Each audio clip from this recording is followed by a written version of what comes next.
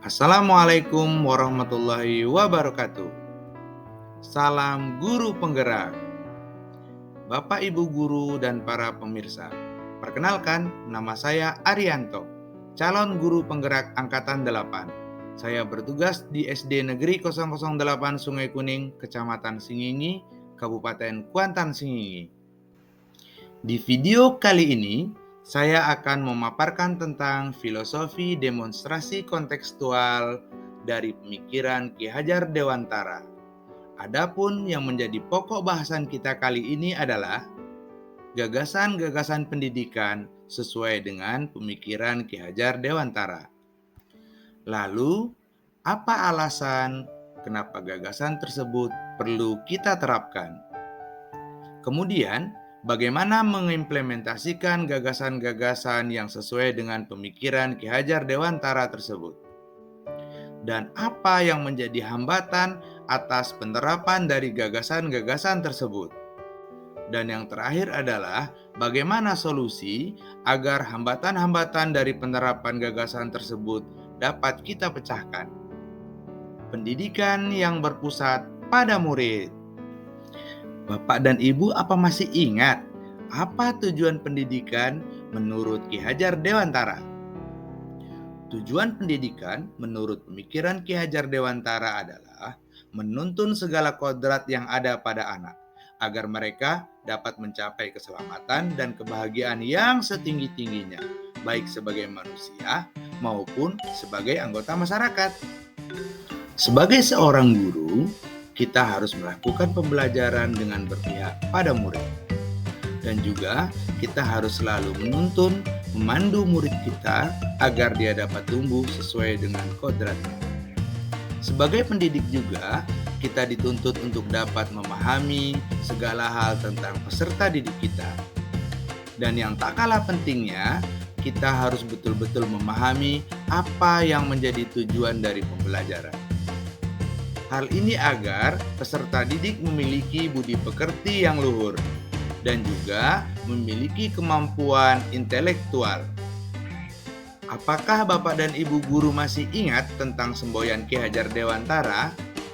Semboyan yang pertama adalah Ing Ngarso Sung Tulodo, yang berarti guru harus selalu menjadi contoh bagi peserta didiknya. Semboyan yang kedua adalah Ing Madjo Mangun Karso, yang diartikan ketika berada di antara murid, guru harus bisa membangkitkan semangat peserta didik untuk terus belajar dan berinovasi. Yang ketiga adalah Tuturi Handayani, di mana seorang guru harus bisa selalu menjadi motivator dan selalu bisa mengarahkan seluruh peserta didiknya. Nah, pada akhirnya, setelah pendidik mampu dan memahami arti atau semboyan dari pendidikan menurut Ki Hajar Dewantara tersebut, maka diharapkan kita sebagai tenaga pendidik mampu menjadi seorang pendidik yang berpihak pada murid. Dengan cara memberikan kemerdekaan dalam belajar, berpikir kreatif serta menjadi inovatif, lalu menyesuaikan dengan perkembangan zaman. Namun pada kenyataannya, masih banyak para pendidik yang melakukan metode pembelajaran teacher center yang mengakibatkan para peserta didik tidak dapat mengembangkan potensi diri mereka dan tumbuh secara maksimal. Kita semua mengetahui bahwa pembelajaran dengan sistem teacher center atau yang berpusat pada guru adalah metode pembelajaran zaman kolonial, metode pembelajaran yang sudah usang. Metode ini dapat mengekang peserta didik. Di sekolah saat ini, sebagai bentuk implementasi mewujudkan pemikiran Ki Hajar Dewantara, telah dilaksanakan beberapa kegiatan-kegiatan ekstrakurikuler. Kegiatan-kegiatan ekstrakurikuler yang dipilih di sekolah ditujukan untuk mengembangkan potensi peserta didik, sekaligus untuk mencari bakat dan minat peserta didik di bidang yang mereka sukai. Salah satu kegiatan ekstrakurikuler di sekolah yaitu kegiatan keagamaan. Kegiatan yang kami laksanakan di awal Jumat pagi, di awal sebelum memasuki pembelajaran. Kegiatan keagamaan kami harapkan dapat melatih nilai-nilai religius, melatih mental dan memupuk jiwa spiritual peserta didik. Di sekolah juga dilaksanakan kegiatan literasi. Kegiatan ini ditujukan untuk meningkatkan keterampilan membaca, menambah wawasan dan pengetahuan bagi peserta didik. Di luar jam sekolah, kami melaksanakan kegiatan ekstrakurikuler kepramukaan. Kegiatan ini dilaksanakan setelah sholat Jumat atau memanfaatkan waktu luang bagi peserta didik dari kegiatan madrasah. Kegiatan kepramukaan, kegiatan yang melatih jiwa kepemimpinan, rasa kebersamaan, dan juga kemandirian. Sebagai usaha memupuk kecintaan peserta didik terhadap lingkungan, masyarakat, dan nilai budaya, kami juga melaksanakan kegiatan-kegiatan lain secara berkala. Seperti kegiatan Sabtu Bersih, kegiatan yang difokuskan bagi peserta didik untuk turut serta membersihkan lingkungan sekolah. Lalu kegiatan peringatan Hari Besar Nasional dengan menggunakan kostum-kostum yang ada di seluruh Nusantara. Dengan kegiatan ini, kami berharap muncul kecintaan peserta didik terhadap budaya-budaya yang ada di Indonesia. Sekolah juga turut aktif dalam kegiatan-kegiatan sosial, seperti acara berbagi takjil di bulan Ramadan atau mengumpulkan donasi-donasi atas terjadinya bencana-bencana baik itu skala daerah maupun skala nasional.